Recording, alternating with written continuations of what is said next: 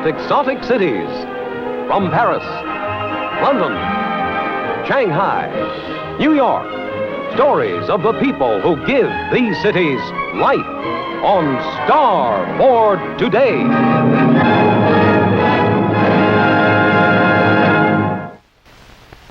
How do you do? Around this period, the turn of the century, a favorite American human interest story dealt with the immigrant and what these citizenship papers in the United States meant to him. Although thousands of these stories have been told, many remain. Among them, the Rabbi on Wheels.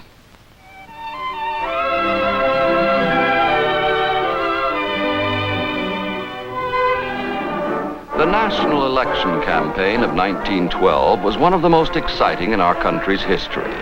In such times, as is well known, each candidate must try and appear a public benefactor. Even good, kindly President Taft, still in the White House, who would lose that election. But in the simple dining room of Rabbi Henry Cohen's home in Galveston, there was no trace of this pre-election excitement. All was placid and serene. As placid and serene as possible, in spite of those usual remarks that a husband and wife exchange at the breakfast table. Your coffee's on the table. Are you through looking at that great work of art? You know, a greater work of art? Drink your coffee.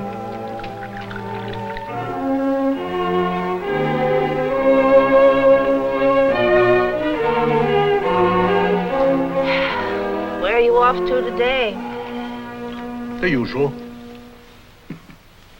You might try to help yourself for a change. Speak to the Board of Trustees about a raise. Are you listening to me? Oh, sure. What did I say? Huh? A raise. That's right. And you wouldn't have to ride around town on a bicycle. Could afford a horse and buggy. How does it look, a rabbi on a bicycle? Are you listening? Of course. Bicycle, huh? What about a bicycle? It needs a little tightening in the rear. Thanks for reminding me. Oh, I have to go. Let's go to that hospital, then to that old lady. Start at school and show her back. When will you be home? Tonight, about tonight.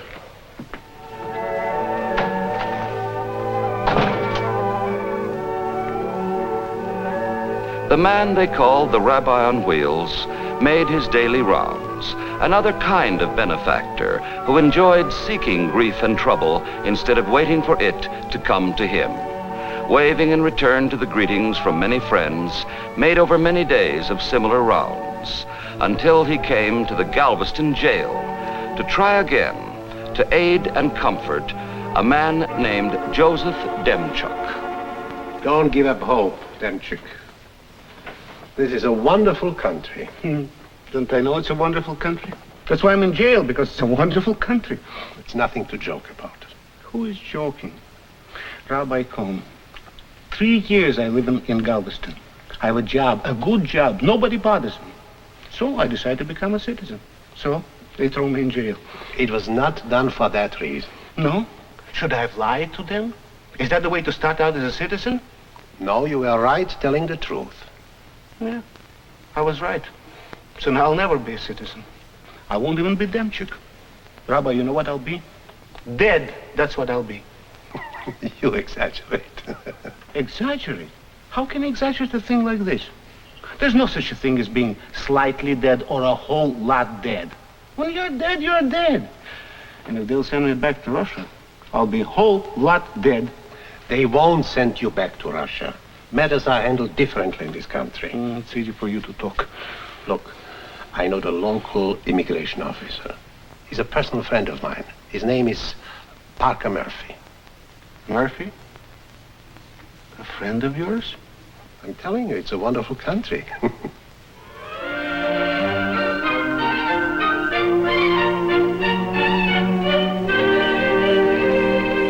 nothing I can do about it, Rabbi.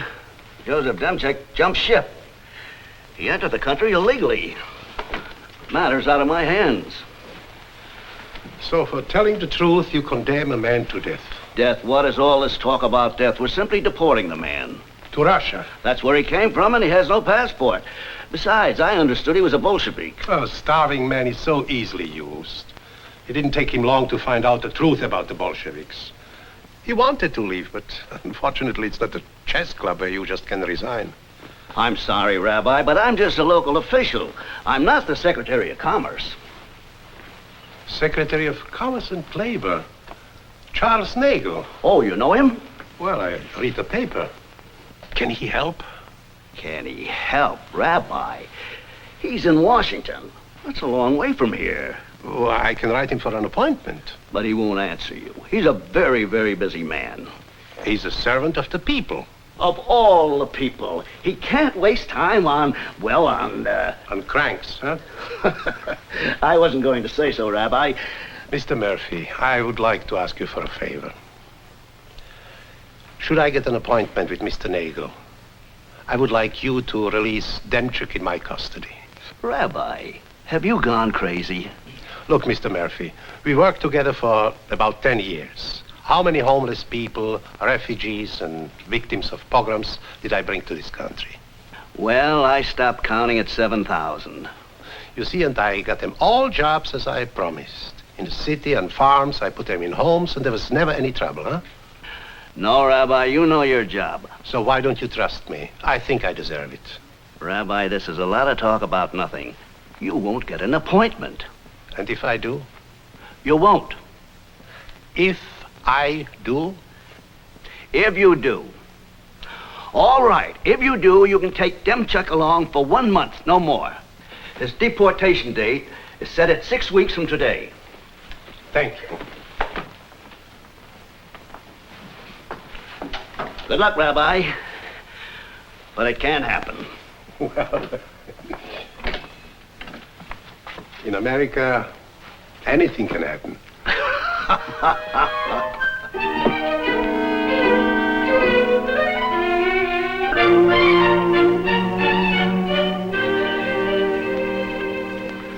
Frankly speaking, this fellow Wilson has me worried. He's a school teacher, not a politician. That's what you think. Most good politicians rarely look the part. You're not being fair to yourself, Jim. Mr. Nagel, you wanted to see the new tariff recommendations as soon as they were ready. Yes, Ralph, thank you. Anything else? Nothing, just the usual crank communications. Here's a fellow wants to put a stop to all German immigration. Claims the Kaiser's plotting a war. Write him, we'll investigate his theory. Oh, you saw this one from that rabbi in Texas? Yes, my regrets, a matter for local officials, so on and so on and so on. Yes. Wait a minute, Shirley. What's that about a rabbi in Texas? Oh, the usual parochial plea. Worthy immigrant, save him from deportation. This fellow jumped ship, hasn't a passport. The rabbi would like to spend a pleasant afternoon discussing the case with me. He's written for an appointment. Charlie, I think you ought to see him. Suppose one of the opposing newspapers gets hold of the story. This is an election year, you know. Jim, I can't help the man. I wish you'd do it. As a favor to me, Charlie. I don't ask you for many favors. All right, Jim. I'll think about it.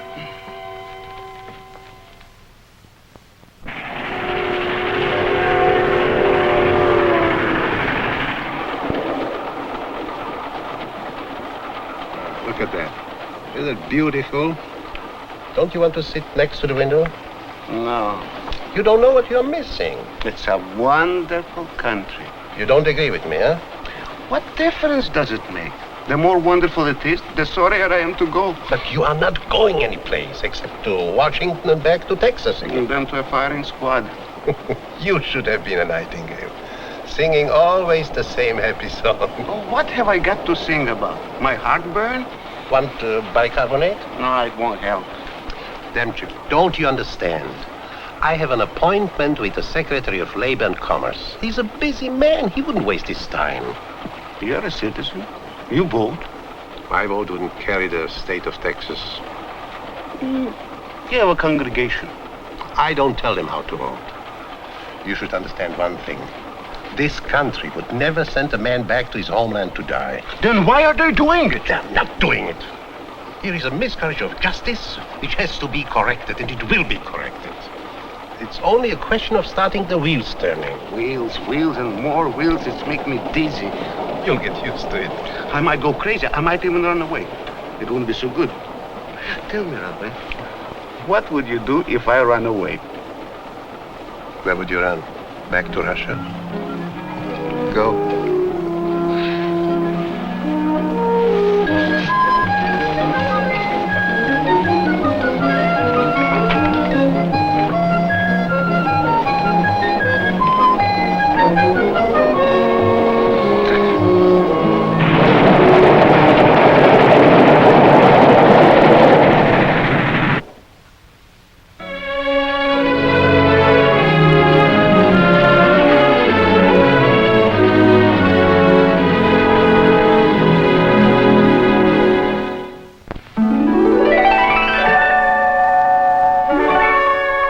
Dream of shopping for telephone service?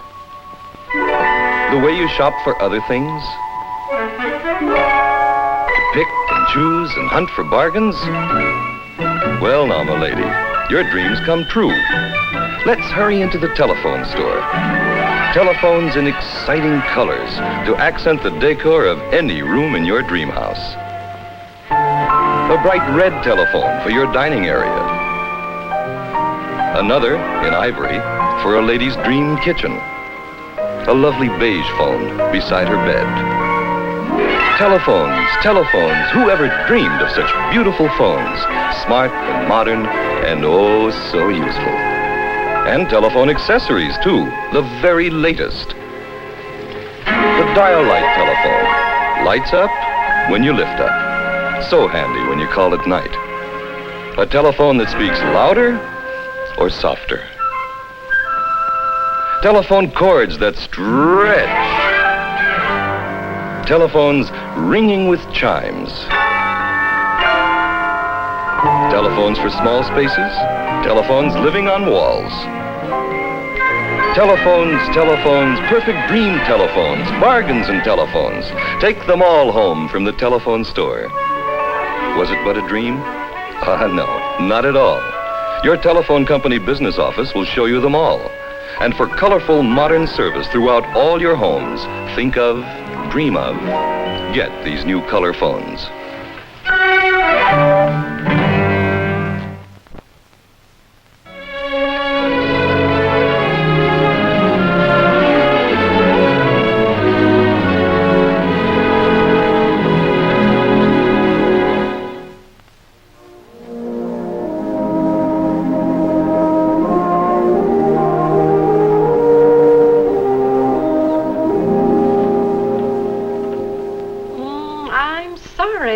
I just don't have any rooms with 2 beds, and no adjoining rooms either. Excuse me, Mrs. Fairchild. Do you have a large room? Well, all my rooms are large. So why don't you put an extra bed in? That's exactly what we need. Well, it will cost you just the same as 2 rooms. That doesn't matter, as long as the protocol is satisfied. Mrs. Fairchild, I must tell you frankly one thing. Here, Mr. Demchuk is my prisoner. Prisoner? It's only technical. I'm an ex-Bolshevik. Bolshevik? Ex. And now, Mrs. Fairchild, would you do me a favor? Could you make a phone call for me? I'm a stranger here. Whom did you wish to speak to? The Secretary of Commerce and Labor, Mr. Negley. Whom? Just tell him that Rabbi Henry Cohen from Galveston is here, and we'll call upon him directly. Operator, can you connect me with the office of the Secretary of Commerce and Labor? There's nothing I can do. Absolutely nothing. So you let me come all the way from Galveston to tell me this? It was you who insisted on the interview, Rabbi. It's not my decision to make. It's strictly a case for the local authorities. The local authorities sent me to you. Then he was very much mistaken. Please believe me, Rabbi. I'd like to help you, but I can't. I'm not the president. The president? Can he do something? Rabbi, President Taft is a very busy man. Well, what is his business, Mr. Negley? What? His business is people. I'm sure if I write him and explain my purpose, that he will see me. If President Taft saw everyone who wanted to see him, he would... Thank you. It was a very helpful suggestion. Just a minute. I didn't make any suggestion. Thank you anyway. Thank you.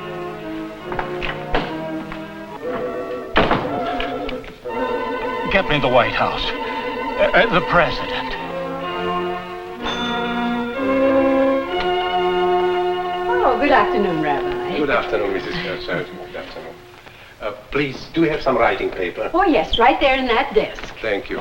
I hate to bother you, but It's all right. you know how it is. Oh, it's so exciting in Washington. Really? Everything, I tell you. Don't you have a bit of pen? Yes, there's some in that case right there. I'm quite demanding, huh? Oh. How is our prisoner? Comfortable? Oh, yes. That is, I hope so. Did you bring him anything to eat? He had a big steak, potatoes, and turnip greens. He cleaned up every drop on his plate. Then he complained that the steak was tough, the potatoes underdone, and the greens only fit for hogs. That's Demchuk. Yes. Mrs. Fairchild. Oh, yes? You are familiar with Washington. Oh, yes, I've lived here 20 years, ever since my poor husband died. Then you know where the White House is. Yes, of course. Would you be kind enough to give me the exact address?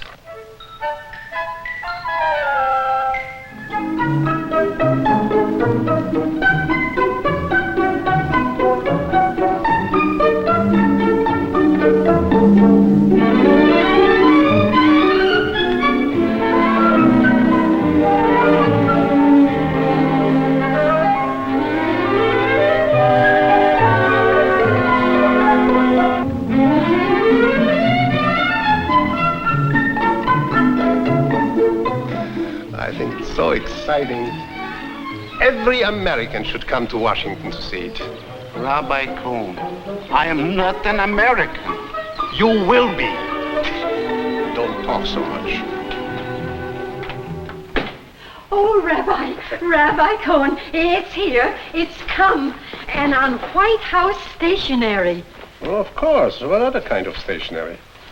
You should have your own stationery too, Mrs. Fairchild. It's very good for business.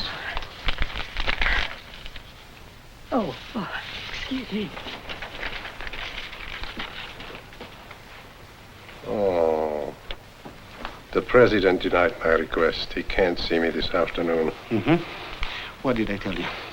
It's all up with me now. The appointment is for tomorrow afternoon, 3 o'clock. That means we have to spend another day in Washington. The president will see you? Tomorrow afternoon. Tomorrow, huh? So they won't even bother to send me back to Russia. They'll shoot me right here.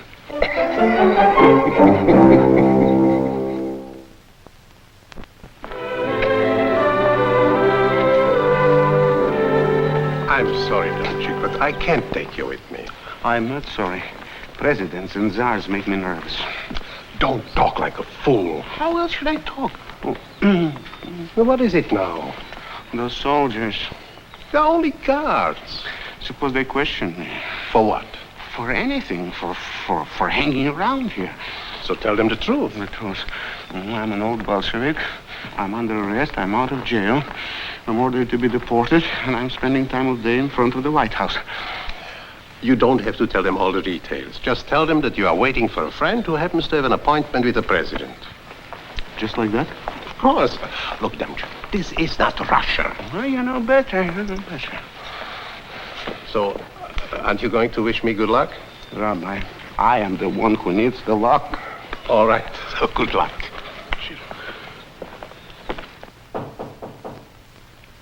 Come in. Mr. Henry Cohen. Rabbi?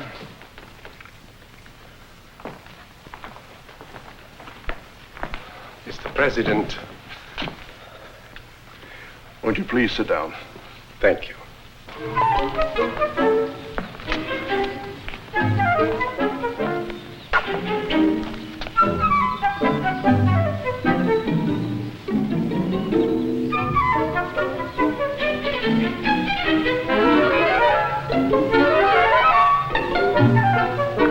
You understand, Rabbi, I do not make the laws.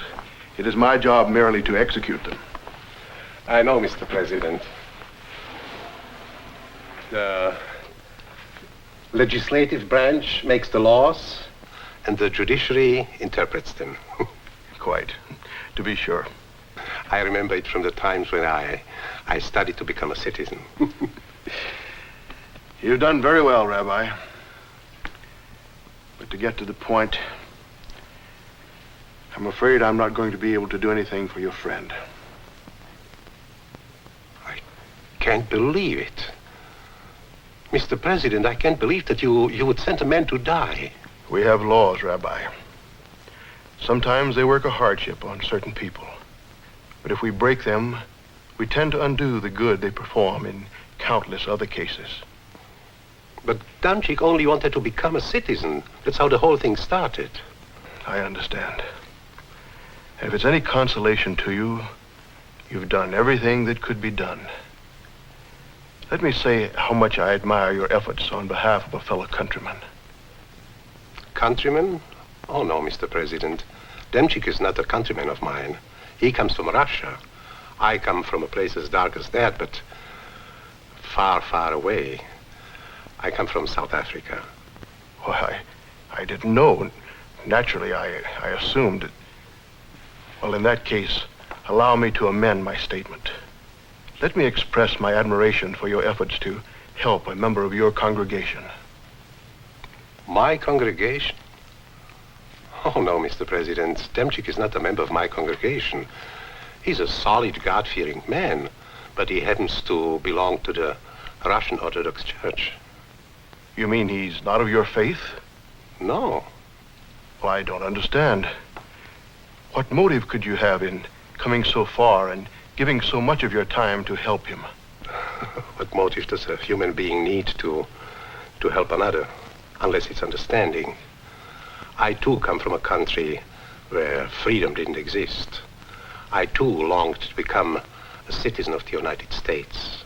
Oh, I wanted it more than anything in the world. So who can understand Demchuk better than I do?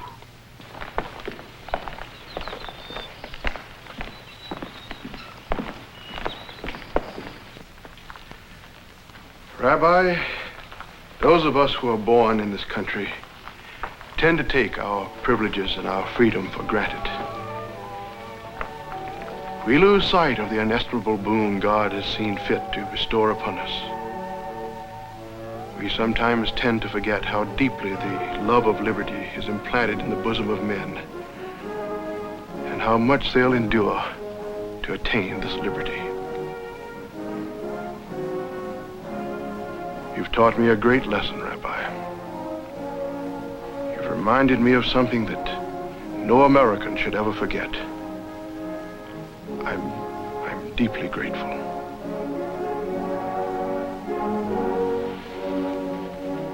You have done so much. Surely there's something I can do. Some way I can extend myself. We do grant political asylum in this country to men who do not break our laws. If only Demchuk had entered this country legally.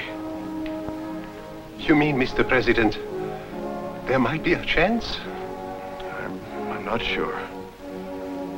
It requires an expert interpretation of the law.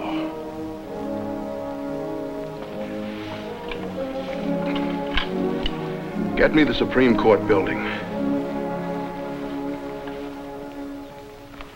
Demchuk. Oh, excuse me, gentlemen. We are expected back with the others, gentlemen. Where's he? Demchuk! him to run away. Demchuk! Where were you? I was across the street. I told you they make me nervous. I told you... No. I don't have the heart to scold you now. Rabbi, why are you so kind to me? They're sending me back, huh? I guessed as much. You guessed wrong, Demchuk. You're a free man. I'm what? I'm a free man? You mean I can remain in this country? I can become a citizen? After a certain period of probation. What does that mean? That means that you have to behave. But now let's go. We can't let the president wait. The president? The president wants to shake hands with you in person. The president? No, Rabbi, this is too much. What shall I do? First thing, I would suggest that you wash your hands. Look at that. Try, maybe. Thank you. If Josef Demchuk chose to honor his certificate of citizenship by framing it, undoubtedly his relatives back at home also framed at least one of his comments about it. And after the announcement, we'll bring this to you as our closing footnote. Share them all with a telephone call. All the little bits of family news that mean so much to loved ones away from home. Oh, we're all just fine, Mother. Let's see, I've got so much to tell you. What do you think? Little Carol's got her first tooth. Jimmy skinned his knee playing ball. Didn't even whimper when I fixed it. And Betty's in love with her new party dress I made. The little things that mean so much. Share them all with a telephone call. Long-distance rates are low, and even lower all day Sunday and every night after 6 o'clock. Someone wants to hear your voice. Tonight's the time to call. When the great day of citizenship arrived, the usual immigrant rode home in rejoicing and triumph, and the whole village held a celebration. And certainly one of Joseph's letters deserved, as I remarked before, to be framed all by itself. For here he undoubtedly remarked, "I am now a 100% citizen. Surely there was a little trouble. But me and a rabbi and the President of the United States finally ironed it out." Wild Jack Howard, born to enormous wealth, was a throwback to the men of action who had made his family famous. The world of peace stifled him, but he gained his goal, and he will be remembered among his other names as the 20th Earl of Suffolk and the Diamond Peer. And until next week, this is John Nesbitt wishing a goodbye to you all.